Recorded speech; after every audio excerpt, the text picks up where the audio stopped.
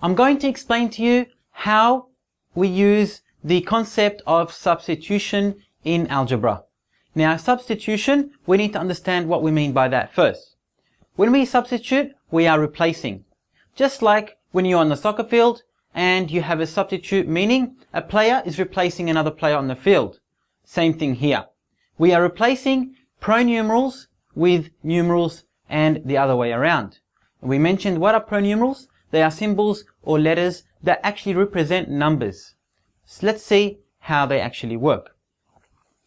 In this example, we're asked to solve the following questions, and we are told that x equals 2 and y equals to 6. So wherever you see an x, you put a 2, and wherever you see a y, you put a 6. Let's see how it is. We're substituting a pronumeral with a number. We're substituting x with 2 and we're substituting y with 6. Let's do it. 7 times y. We know wherever we see a y, we know that instead of a y, we replace it, we substitute it with a 6. So 7 times y in reality means 7 times 6. 7 times 6, 42. It's that easy. Y divided by 2, we know y is 6. So it is actually 6 divided by 2. 3. 3 times y times x. Y is 6 and x is 2. So in reality, 3 times 6 times x, x is 2, 3 times 6 times 2. And our answer, 36. Now, I want you to see how we have the x written down here. And we have the multiplication written there. You notice they look different. We have to make sure in algebra that our x's are written in this way. They look like a C back to front. One C normal and one C back to front. This is the way we write x's in algebra. Why? So we can differentiate, we can understand that this is an x, this is a multiplication, and this is an x, and we don't get them mixed up because we use the pronumeral x a lot in algebra. It's very important for us to realize the difference, that this is a times and this is an x. Get used to writing your x's like that, and of course your times as normal. Very important for you to always differentiate between the two, the x and the multiplication. Here we have x times y. We know the x is a 2, and we know the y is a 6. So 2 times 6. Our answer is 12. This is substitution. We're replacing our pronumerals with numerals. Here, 4 times x times y. 4 times x times y. We know x is 2 and y is 6.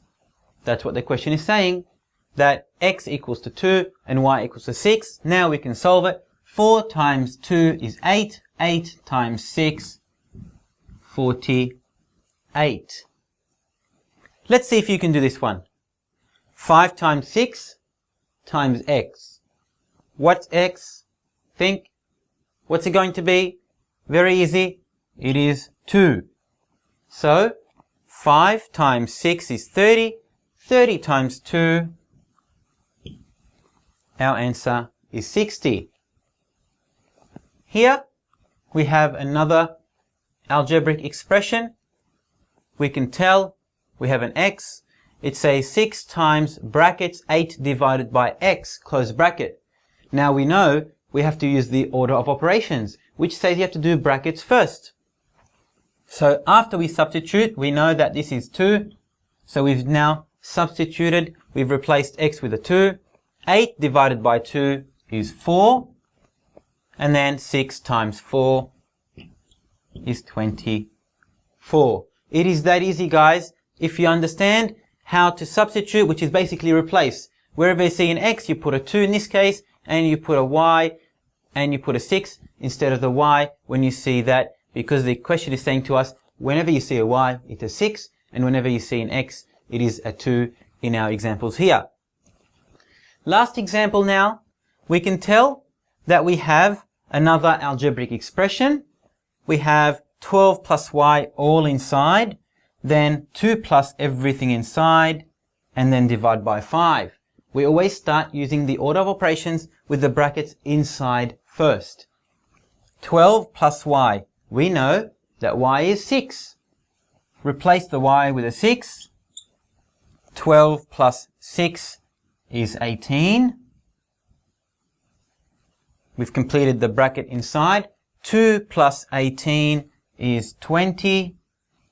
That's the answer for everything inside the brackets. 20 divided by 5. Our answer is 4. So as you have seen and as I've shown you, it is easy concept, and all you need to know is replace.